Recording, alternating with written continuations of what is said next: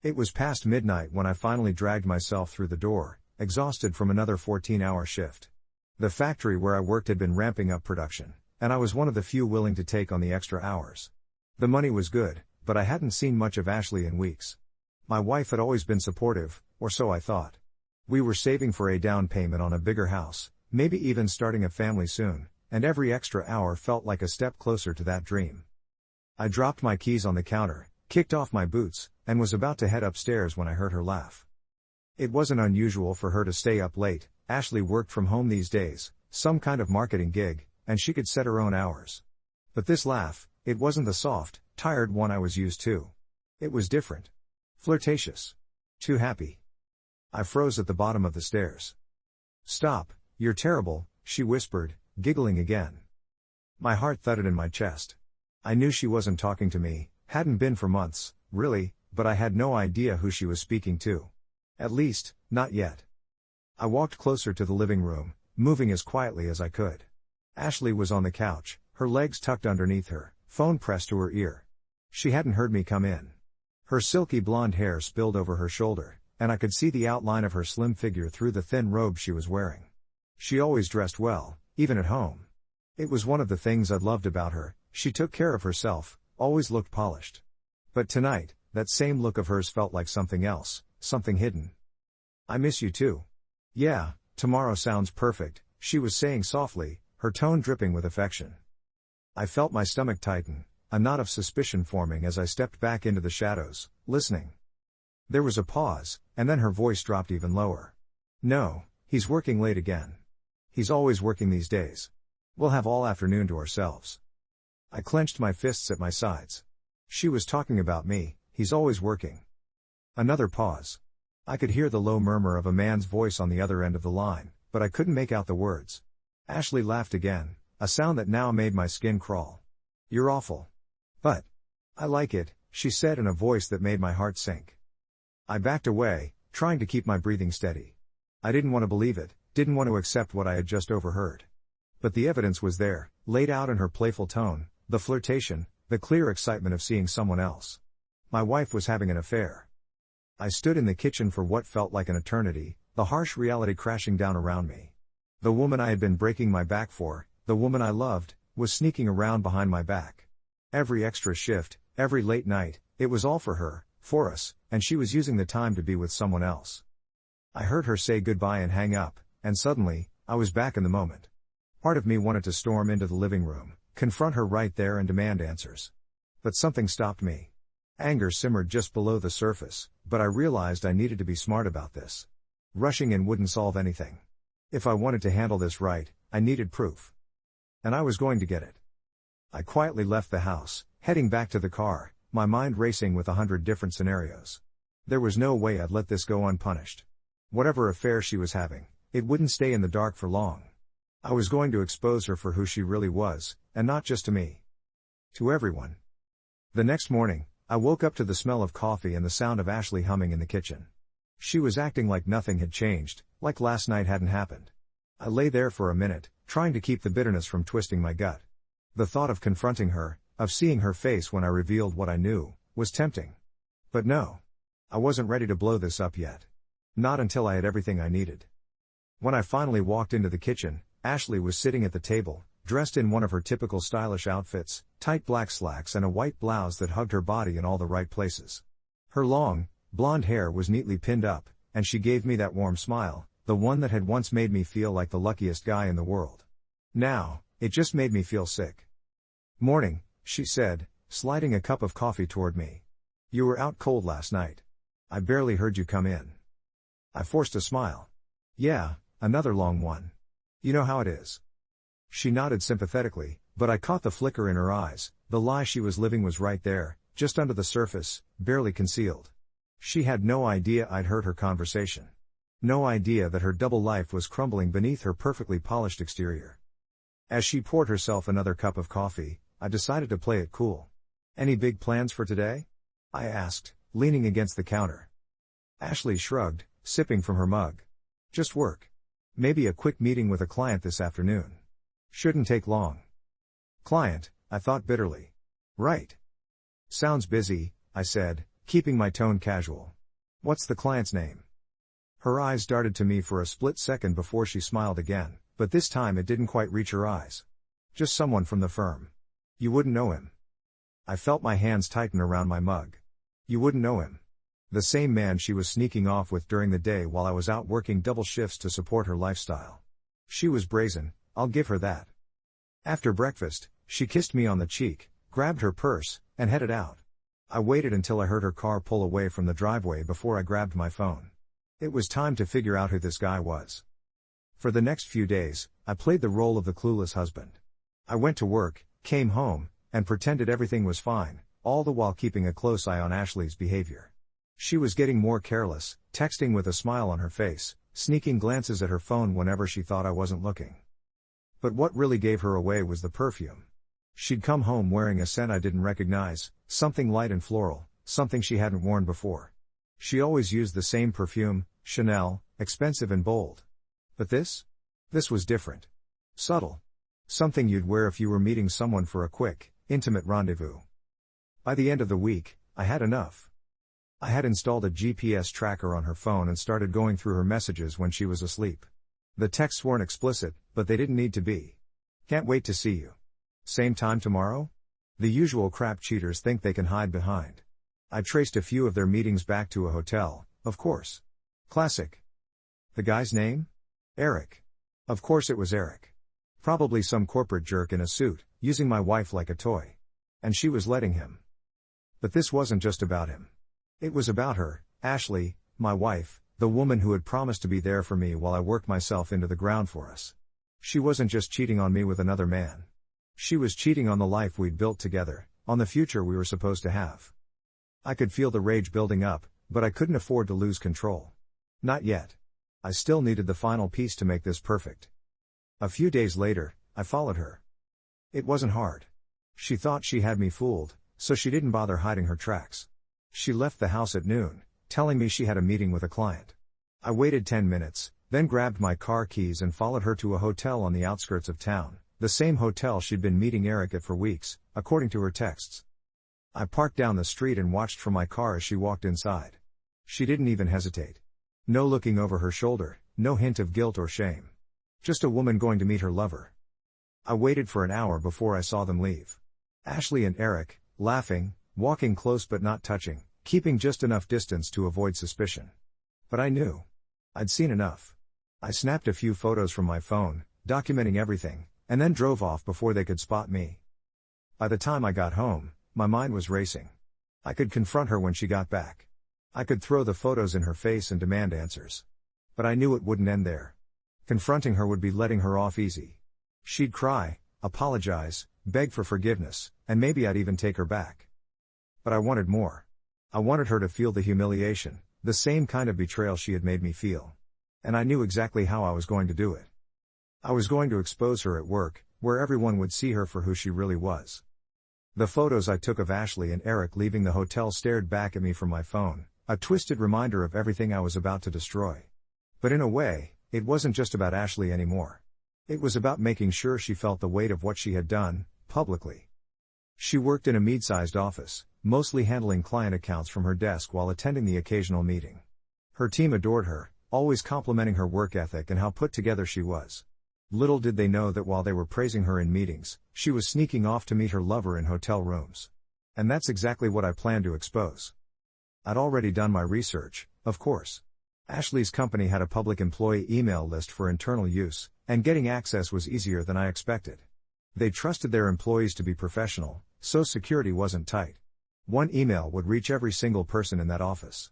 One click, and everyone would know who Ashley really was. But I wanted to make sure it would hit at just the right moment, when she was surrounded by her coworkers, when there was no escape from the humiliation. 2 days later, the opportunity came. Ashley told me she had an important presentation at the office, something big that she'd been preparing for over the past week. I couldn't have asked for a better setup. Her boss would be there, the entire department would be watching, and she'd be completely focused on her work, unaware of the storm that was about to hit. I was calm that morning. I kissed her goodbye like nothing was wrong, watched her drive off in her sleek, black sedan, and then sat down at the kitchen table with my laptop. I logged into the email account I'd created specifically for this. It was time. The email I composed was simple, direct. No need for long explanations. The photos spoke for themselves. Subject: your star employee. 2. Ashley's company email list. Hi everyone. You all know Ashley as a hardworking, dedicated employee. But here's something you didn't know. Attached are some photos of your favorite coworker and her little extracurricular activities. Thought you might be interested in seeing what she's been up to during her client meetings. Best. A concerned husband. I attached the photos: Ashley walking into the hotel, Ashley leaving with Eric, and then sat there for a moment, finger hovering over the send button. Part of me wanted to stop, to take a step back and think about what I was doing. But then I remembered her laugh, the way she'd giggled with that bastard over the phone, the way she'd lied to my face for months. And I pressed send. It was done. I couldn't wait for the fallout. I wanted to be there to see the look on her face when she realized what had happened. So I decided to show up at her office, unannounced. I took my time getting ready, making sure I looked calm, composed. There would be no yelling, no dramatic confrontation. I wanted to watch the whole thing play out like a spectator, while Ashley's world crumbled around her. By the time I arrived at her office, it was mid-morning. I parked a few blocks away, far enough that she wouldn't spot my car, and walked the rest of the way. My pulse quickened as I approached the building, but I kept my expression neutral, my movement steady. No one would suspect anything from a guy casually walking into an office building in the middle of the day. As I entered the lobby, I spotted the receptionist, a young woman who barely glanced up as I passed by. I told her I was here to see Ashley and that I had a delivery for her. She waved me through, oblivious to the chaos that was about to hit. I took the elevator up to the 5th floor, where Ashley's department was. As soon as I stepped out, I could sense the shift in the air. People were murmuring, their faces lit up by the glow of their phones and computers. There was a buzz of confusion, like something big had just happened, but no one was sure how to process it yet. I walked down the hallway, keeping my pace slow, listening to snippets of conversations. Did you see the email? Is that really her? Holy shit, how did they get those photos? I smiled to myself. It was already spreading. The whole office knew. I reached the door to the conference room where Ashley was giving her presentation. Through the glass, I could see her standing at the front, speaking confidently, completely unaware of what was going on outside those doors. Her boss sat at the head of the table, nodding along, clearly impressed with whatever pitch she was giving. But then, one by one, the phones in the room started lighting up. First, her boss glanced at his phone, his expression shifting from interest to confusion, then to something darker. Then the others, her coworkers, her colleagues, started checking their emails, their eyes widening in disbelief as they looked at their screens. Ashley kept talking, oblivious. Finally, her boss interrupted her. Ashley, can you explain this? She paused, looking confused. Explain what? Her boss didn't answer. He just turned his laptop around, showing her the email, the photos. I watched from the doorway as the color drained from her face. She stared at the screen, frozen in shock, her hands shaking as she reached for her phone. She opened her email, and I knew the exact moment she saw it. Her eyes flickered to the door, where I was standing. Our eyes met for the briefest second, and in that moment, she knew. She knew it was me. I gave her a small, satisfied smile and turned to leave. As I walked out of the building, I could feel the weight of it all lifting off my shoulders. She had destroyed our marriage with her lies, her betrayal. But now everyone would see her for who she really was. I drove home slowly, savoring the moment. In my mind, I replayed the look on Ashley's face when she saw the email, the shock, the realization. She had no idea I was capable of something like this. But I wasn't done, not by a long shot. This was just the beginning. I didn't care if she tried to explain herself, didn't care if she fell apart. She deserved every second of it. When I pulled into the driveway, my phone buzzed in my pocket. I ignored it at first, assuming it was Ashley trying to call or text me in a panic. I wasn't ready to deal with her yet. Let her stew in her humiliation a little longer. But the buzzing didn't stop. By the time I stepped into the house, it had gone off 5 more times. Reluctantly, I pulled it out, half expecting to see a string of angry messages from Ashley. But it wasn't her. It was her coworkers. The first message was from one of the women in her office, someone I vaguely remembered meeting at a company function years ago. What the hell, man? Is this real? I scrolled through the next few texts, all variations of shock and confusion. Apparently, the email I'd sent hadn't just stayed within the office. It had spread, fast. Someone must have forwarded it, and now it was making the rounds through social media and professional groups. Everyone who knew Ashley, friends, family, clients, was seeing those photos, reading about her affair. I should have felt guilty. Maybe a better man would have. But as I sat there on the couch, scrolling through message after message, all I felt was satisfaction. This was what she deserved. This was the price of betrayal. I knew it wouldn't be long before Ashley came home, and I was right. Less than an hour after I left her office, I heard her car screech into the driveway, the door slamming as she rushed inside. She didn't even knock. She just burst through the door, her face pale, eyes wide with panic. "You did this?" she demanded, her voice trembling with rage and desperation. You sent that email?" I didn't bother playing dumb. There was no point. I did. Her hands were shaking, her whole body trembling as she tried to hold it together. "Why? Why would you do this to me?" Her voice cracked, and for a second, I saw something behind the anger, fear. She wasn't just mad. She was terrified of what was going to happen next. "Why?" I repeated, standing up to face her. "You're asking me why? After everything you've done?" Ashley's eyes darted around the room, as if searching for an excuse, some way to shift the blame. But there was none. She knew she was cornered. I made a mistake," she stammered, her voice lowering. "Eric. It wasn't what you think. I was." "Don't lie to me," I snapped, cutting her off. "I've seen the texts. I've seen the photos. You think I don't know how long this has been going on? While I was out there working my ass off to support us, you were sneaking off to hotels with him." Her face crumpled, and for a second, I thought she might cry. But she didn't. Instead, she just stood there, staring at me, her chest rising and falling with shallow breaths. "Please, just stop. You've ruined my life." "You ruined your life," I shot back, the anger bubbling up again. "You ruined us. I just made sure everyone else knew the truth." She took a step back, her hand covering her mouth as if she couldn't believe what was happening. The confident, polished woman who had strutted out the door this morning was gone, replaced by someone small and broken. But still, I didn't feel sorry for her. Not yet. The rest of the day was a blur. Ashley stayed locked in the bedroom, phone clutched in her hand as she tried to do damage control, calling her boss, her coworkers, her friends, anyone who might still listen to her. But from what I could hear through the door, it wasn't going well. She was losing everything, and fast.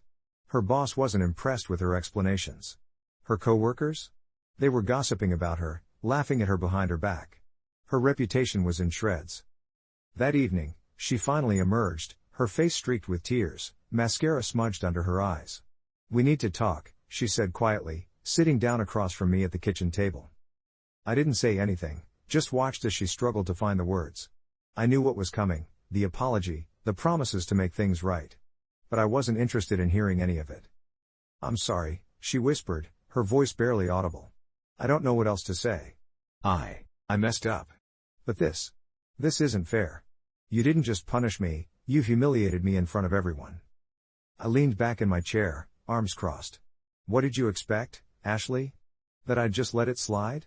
That we could pretend nothing happened and go back to the way things were?" "No," she said quickly, shaking her head. "No, I didn't think you'd do something like this. I didn't think you were capable." "Of course you didn't," I said coldly. "You never thought I'd find out. You never thought I'd fight back." She stared at me, her eyes filling with tears again, and for a brief moment, I saw a flicker of the woman I used to love. The woman I had worked so hard to build a life with. But it was too late.